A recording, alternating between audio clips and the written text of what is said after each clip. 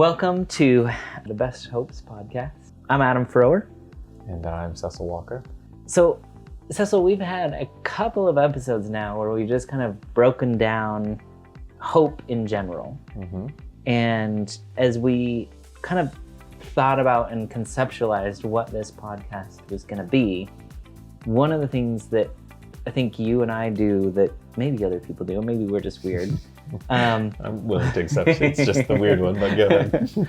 That we kind of thought about, like, we want to really dissect hope. We really want to kind of get into the nitty gritty of it. And when we conceptualized this, I don't think I was prepared for the magnitude with which I think we have started to grapple with.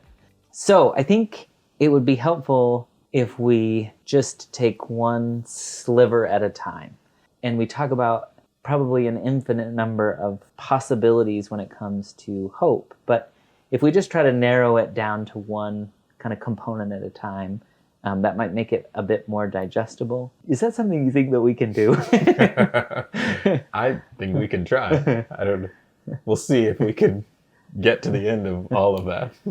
All right. So with that in mind, I have gone through, and I think probably a bit of this was inspired with the time of year that we're at and probably my own family circumstance. So as you know, I have a daughter who is just about to graduate from high school. And maybe by the time this airs, she may actually have just graduated. So we're kind of just on the cusp of this. And thinking about hope, thinking about kind of this graduation and this ceremony being, in essence, kind of a culmination of achievement, but also kind of a demarcation of now you're going to go do some things that you've been hoping for your whole life, right? We say to kids when we're really young, like, what do you want to be when you grow up? And this is now a step where they're like, now I have to go be what I want to be when I grow up. Yeah. And so one of the things that I think will be helpful is for this sliver of hope, I'll just call it the ambition sliver. Yeah. And what I mean by that, I think if you substitute the word ambition in the place of hope, it's like, what's your greatest ambition? What are you trying to be? What are you trying to accomplish? And some of the other, I think, words or concepts or ideas that might help us to understand that sliver are things like my dreams or my purpose. I'm aiming for, I'm hoping to achieve this thing or become the product of something.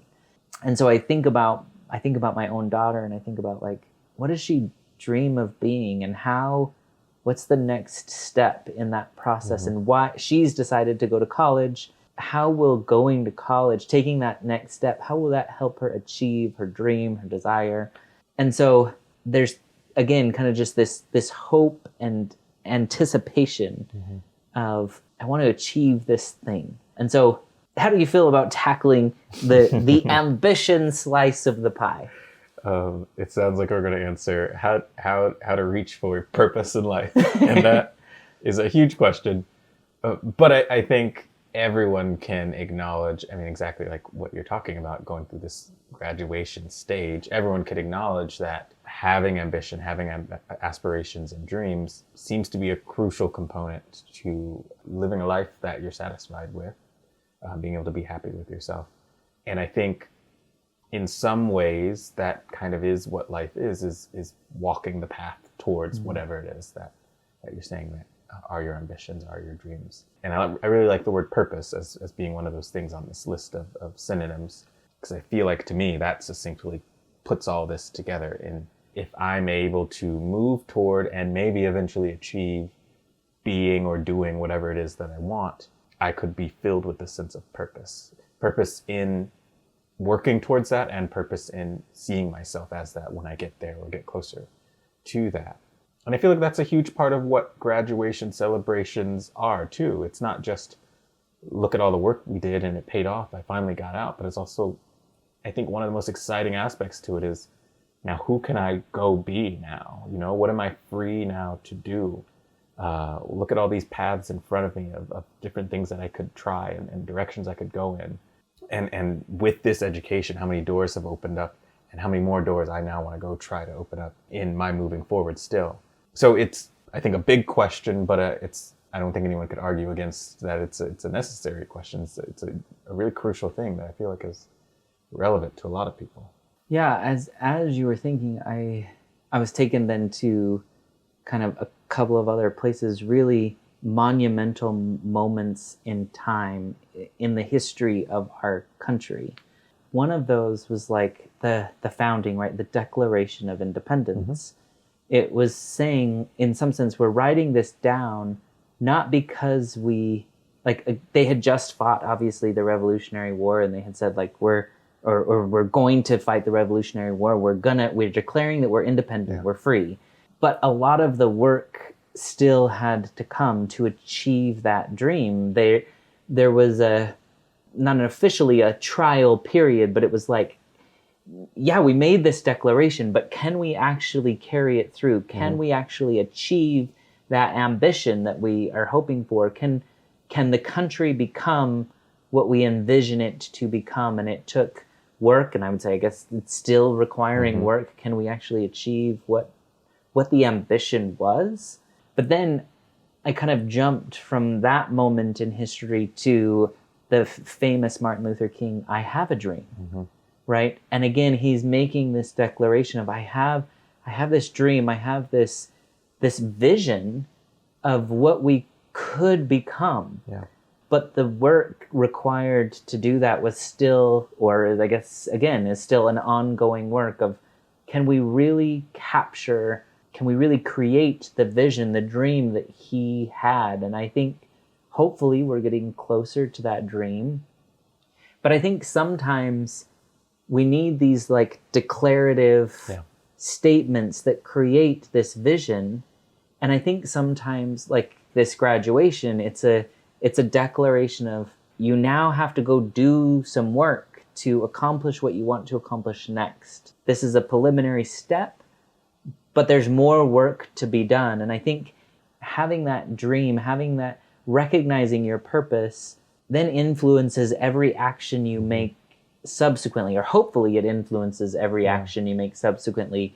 You then, by having declared what your dream is or what the purpose is, you now have a barometer of, am I aligning with that or am I not aligning with that? I think making that hopeful declaration now also simultaneously, it gives you purpose, but it also can hold you accountable to that vision, to that dream, or that purpose that you've declared. Yeah, I like this frame that you've put it for these historical moments, because very clearly and easily we can see that is a necessary step for huge amounts of change. You have to have the Declaration of Independence. You have to have this firm, observable stance on, this is what's true about each of the people who are members of this society. This is what this society is about.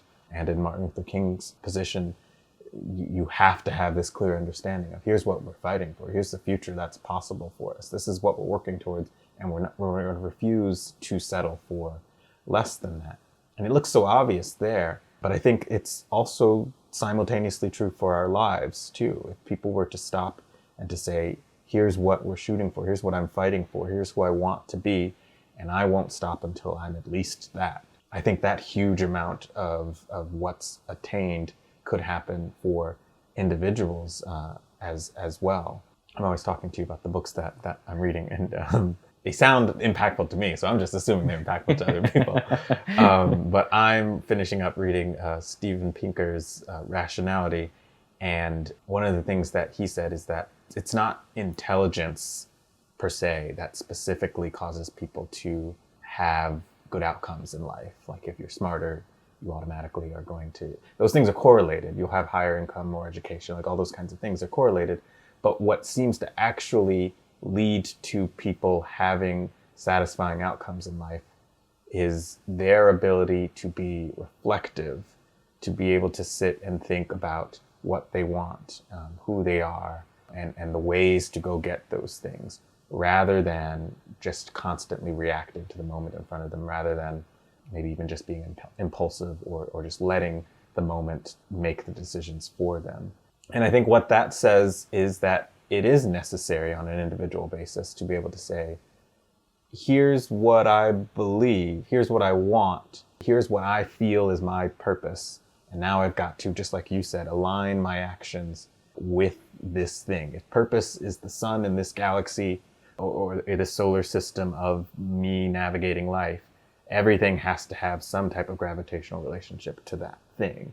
And I've got to organize it and understand all those things in relation to that thing. I think even if you feel like you might not be moving towards that thing in the ways that you want, or there's a lot of obstacles in the way, or you're slowing down in your progress, or whatever it is, still your orientation towards that thing brings you much more satisfaction than not having that thing in the first place. And I think, just as a quick side note, that's also something that is really, really useful about purpose and ambition and all this stuff that we're talking about, is that your life circumstances can't take that away from you.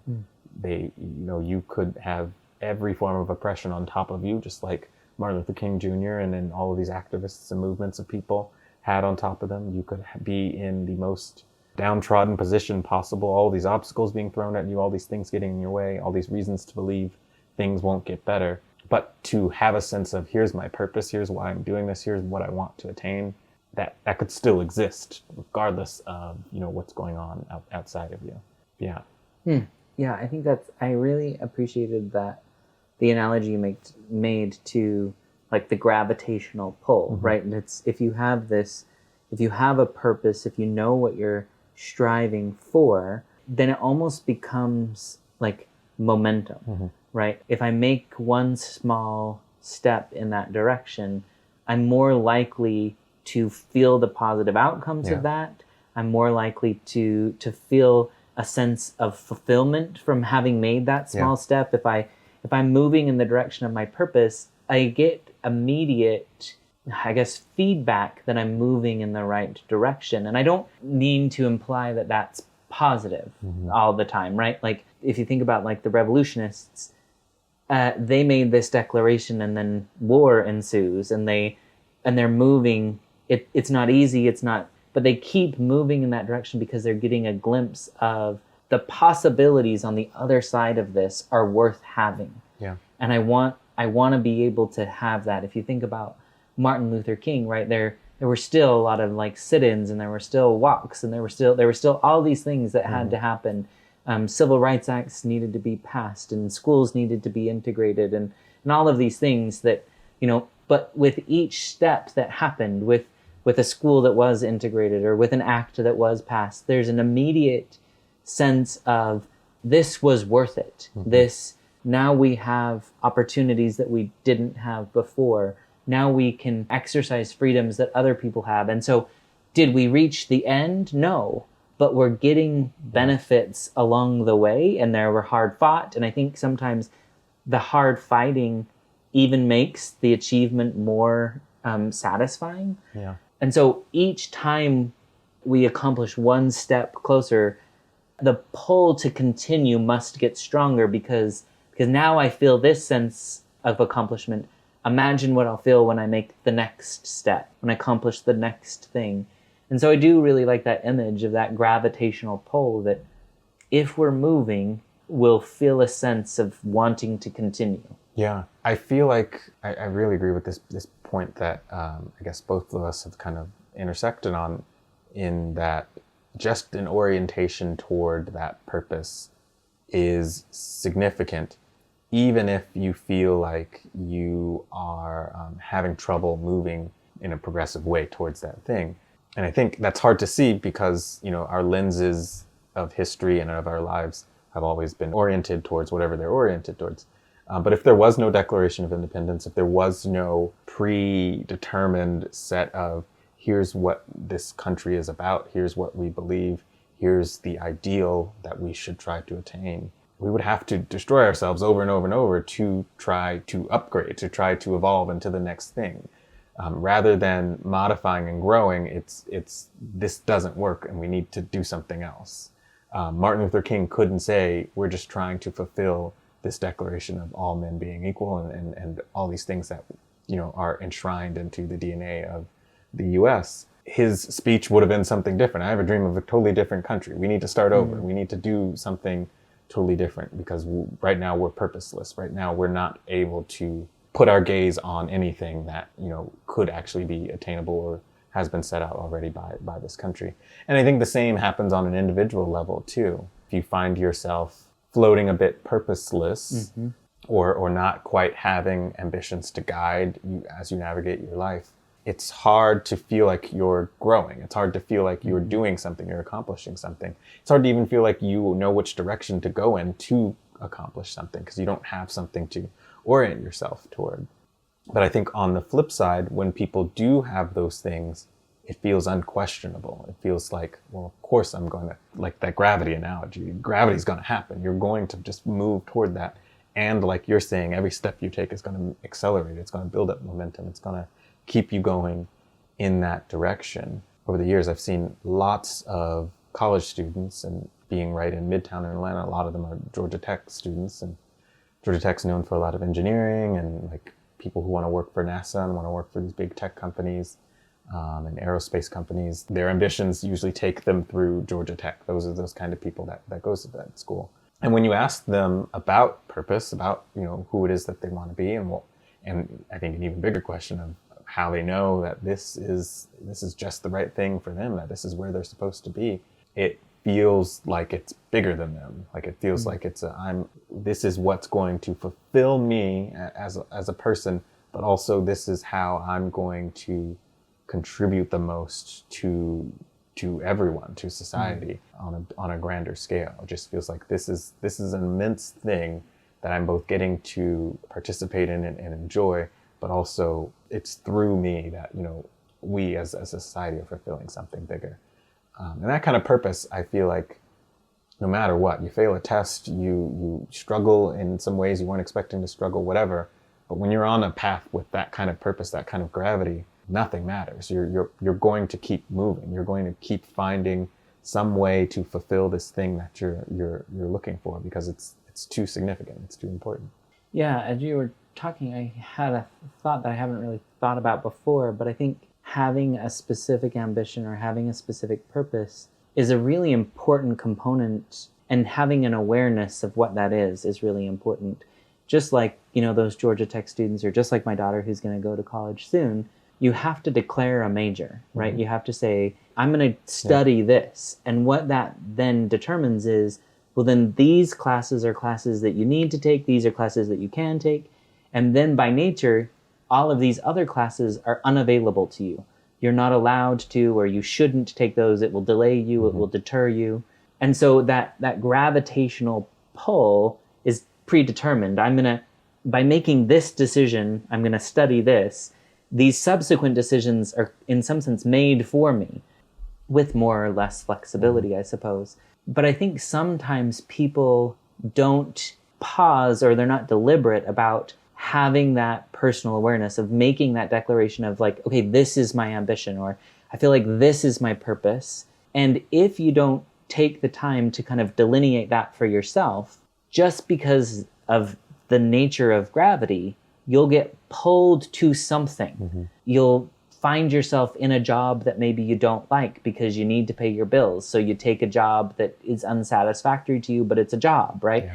And by making that decision that's not in line with your purpose or ambitions, you could then get promoted in that job, and you could find yourself 30 years down a track of like, I don't really like this. I didn't want to do this. By nature of the gravity, you'll get pulled in one direction or the other. So delineating and saying, what am I really hoping for? What are my ambitions? What's my purpose? You then can make decisions that will put you in a trajectory that's in line with that, with what you want. And so I think making an overt, deliberate, conscious decision, this is what I'm striving for. This is my dream. It helps you then to be pulled in that direction. Yeah. I almost feel like it's a big leap to say this, but I think I agree with it. It feels inevitable that you will find some satisfaction in that, just by having that center of orientation. And I think one of the things about human nature is just how elastic we can be when it comes to whatever outcomes we set our mind to. And even if we kind of, die trying or die on the way towards that thing, it still feels like we can do a lot and contribute a lot just for that cause in and of itself. And it really doesn't matter what the ambition is. Maybe it's a job, maybe it's an education, maybe it's a family, maybe it's a whatever the thing. Maybe you want to change the world in some type of way or some cause that you're really fired up about. But I feel like we all possess this really neat human ability to kind of flex our way into solving or contributing to whatever the thing is that we find really, really important. We'll do whatever it takes to somehow make a difference in that thing. And so if we will somehow find a way, that means all we need is that first ingredient of finding what that purpose is in the first place, declaring what that ambition is. And the rest will follow just due to the significance of that. Yeah, I think that's really beautiful. I guess the final thing that I would say about like this slice of hope that is ambition, that I think that when we make this declaration, whether it's the Declaration of Independence or a declaration of having a dream or the declaration of a college major, right? The similarities of making that declaration requires some courage. Mm-hmm. I think that's one of the things that's an outcome. Oftentimes when we as clinicians are talking to people, we begin our sessions with, what are your best hopes? Hence the name of this podcast, right? What are your best hopes? And sometimes people will say, I don't know.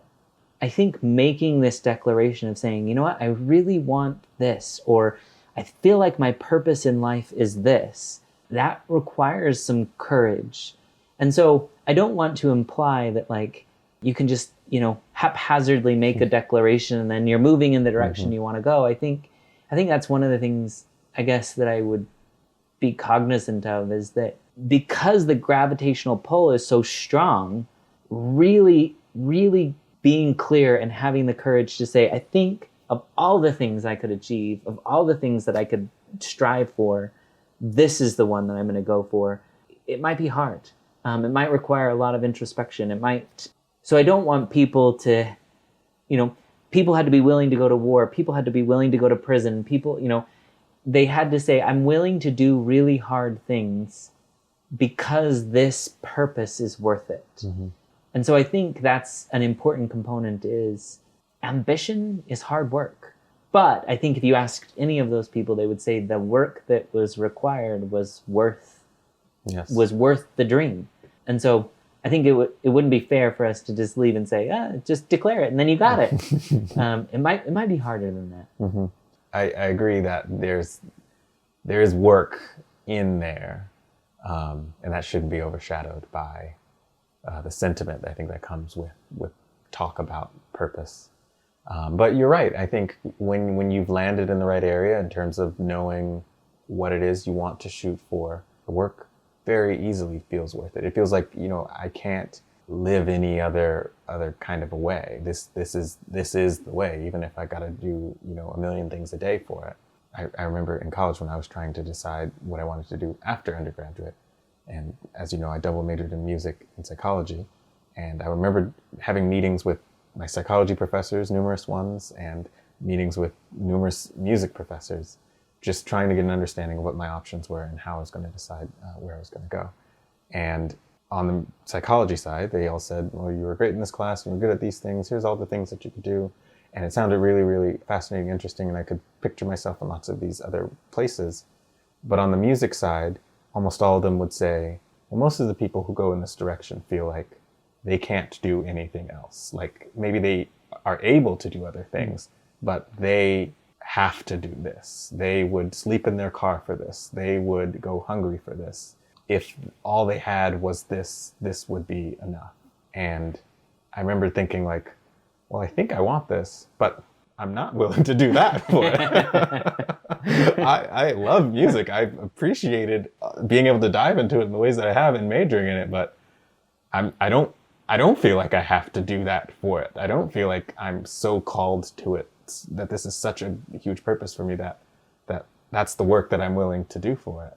And so I feel like, you're exactly right when you say that it is hard work. It does come with risk. It does come with, huge obstacles, but I think to the people who that is their thing, it's very much worth it. It's a small price to pay for fulfilling your purpose. Yeah. Yeah, I think that's beautiful. I think imagining that I'm working for a purpose changes the experience of the work. And if I'm going to have to work, I might as well enjoy the work that I'm doing. Yeah, true. I think it's very true. Perfect.